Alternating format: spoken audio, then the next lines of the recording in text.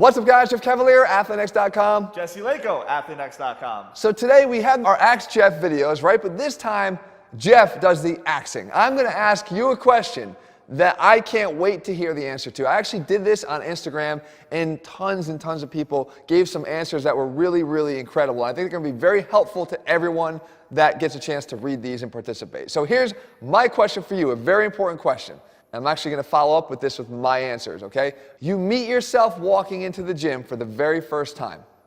You can say just 3 words to yourself. What are they?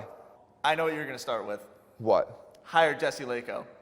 No, I actually, probably if you asked me today, I would say fire Jesse Lako. Well, that's not very nice of you to say. Okay, for real though, probably face pulls are forever. That's actually pretty good. So you get the gist here, guys. 3 words, what are they? Let me share with you, because that one actually brings up my first point.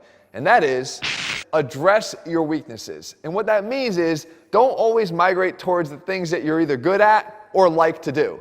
You see, the best gains are going to come from finding the things that you're not so good at in the gym or that need the most work, and then finding a way to be consistent when incorporating them into your plan. Oh, so like me working on my posture. Your posture, again, face pulls are very beneficial to most people, but they oftentimes get relegated to the end of the workout or they never are done at all. Hopefully I've done a lot to maybe change those patterns. But think about it like a golfer. If you're always spending your time at the driving range but you suck at putting, you're not really going to ever score much better than if you go and you have to actually work on your putting. So that's why I'm really bad at golf? That's one of the very many reasons why you're bad at golf. But that's the point, guys. Remember, don't overlook your weaknesses when your goal is to ultimately be the best you can be. And speaking of being the best you can be, that actually leads me to my second 3-word phrase. I guess I'm using 15 in this. But look, it's going to spark some conversation here. And that is you versus you. You see, if I were to show you a picture of yourself with a group of your friends, who are you looking at first? Yourself. You're going to look at yourself in a picture first? Always. Everyone does that because ultimately, guys, at the end of the day, we all care about ourselves first and foremost. I'm not saying we don't care about other people, but we care about what's happening with ourselves when we're judging what's going on around us. That actually happens in the gym too. I think we go into the gym thinking that everyone's looking at us. Oh, yeah, absolutely. That's how I started, at least. I did too. I've mentioned here before, in college, I actually was a fairly skinny guy working out in an area where there's a bunch of guys that are a lot bigger than me, and always sort of working around like this, looking around, thinking people, they didn't care. They didn't care. As a matter of fact, they were sort of cheering me on and rooting for me. Yeah. But the fact is, you think that you're always the one under the microscope when you're not. The best part about changing your mindset to always just wanting to be a better version of you is that you'll always win that game. If you're viewing life as a competition and you are just making sure that you're doing one thing to get better each and every day, you're going to win that competition every single day. And that brings me to my third little nugget of wisdom that I would give young Jeff on his first time into the gym. Oh, I know what that one is. Rehire Jesse. You know that rehire is one word, right? Rehire. Oh, shit, that's right. Can I continue, please? So the next phrase that I would say is effort is everything. And it actually ties into the first 2 things we talked about. If you know what your weaknesses are, and you know that your competition is yourself, then the only thing that's going to determine whether or not you see the results that you want to get for years and years down the road is the level of effort that you expend in your workouts. And you know if you're shortchanging yourself there. Yeah. Right? You know whether or not you're showing up and giving it your best. I say all the time, you could train long or you can train hard, but you can't do both. I opt for training hard. So I make sure that every single time I go to the gym, I'm doing something that I know I pushed myself further than I was really willing to go. Right? And if you can get yourself into that space there, that is where the best results lie. But again, if you don't ever really put in the effort, just showing up, which might be one of the things that someone might say in 3 words, is not enough. You have to put in the effort in addition to showing up, and that's where the real results lie.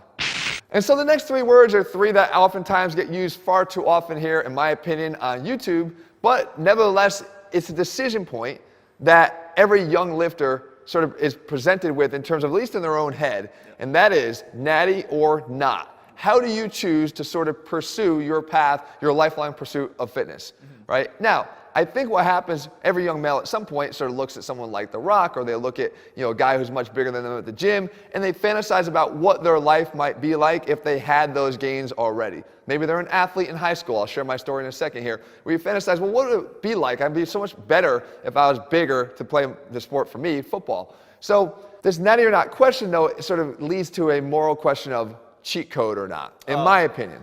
Can I make a confession? Oh, do you have something to share here, Jesse? I do. On Natty or Not? It's very embarrassing. Is this where we're going to talk about Juicy Leiko in terms of your new gains? No, I never beat Contra on its own. I had to use a Contra code, okay?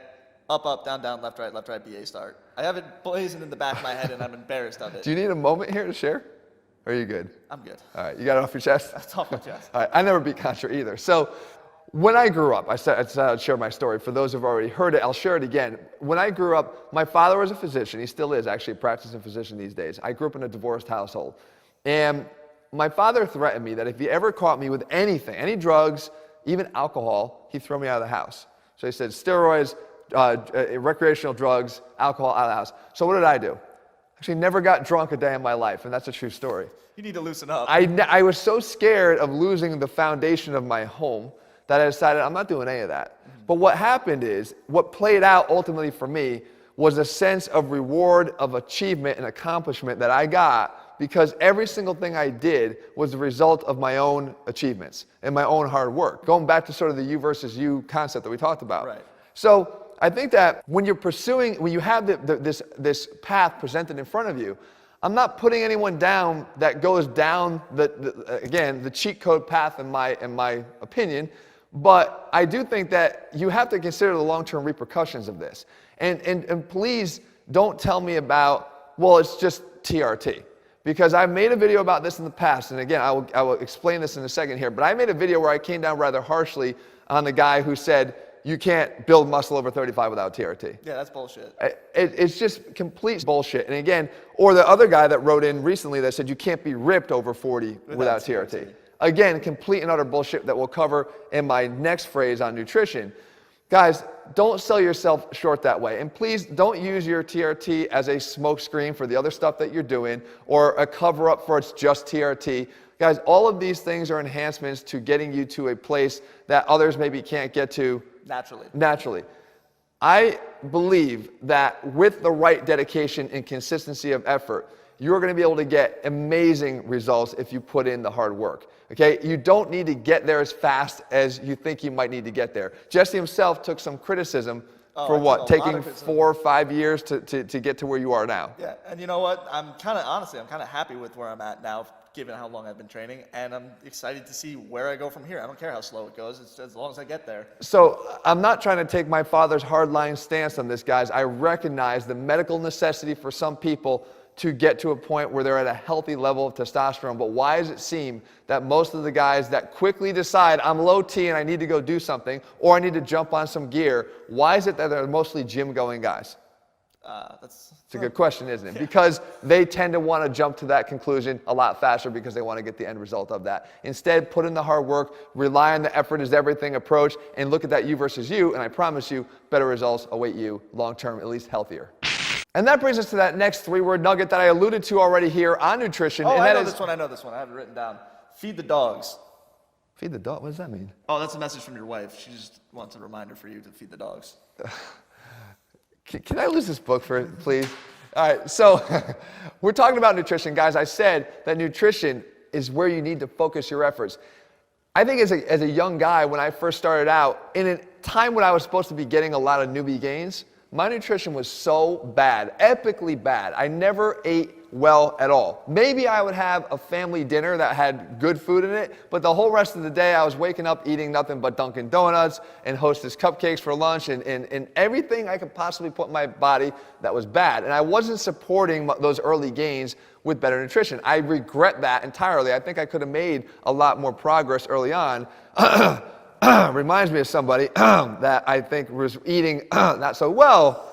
All right, been there, done that. I know, Jeff. But listen, you can make a lot of progress when you do focus on your nutrition. You can overcome a lot of maybe shortcomings if you focus on your nutrition. Yep. Right? And I've been one on here to talk about the fact that I don't do as much conditioning as I would like, knowing the benefits that I would get for my heart.